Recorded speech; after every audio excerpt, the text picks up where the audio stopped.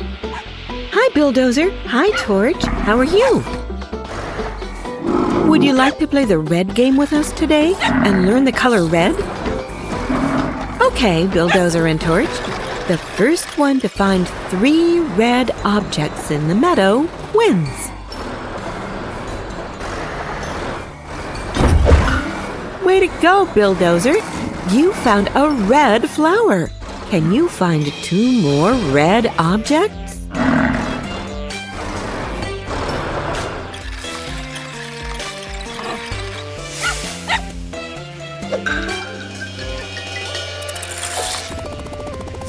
Awesome, Torch! You found a red tomato. 2 more red objects to go.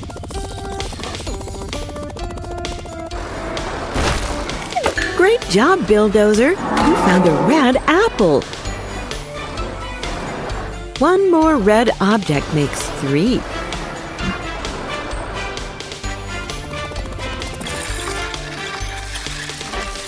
A red ladybug. 1 more red object makes 3, Torch. A strawberry. Whoever gets the red strawberry is the winner.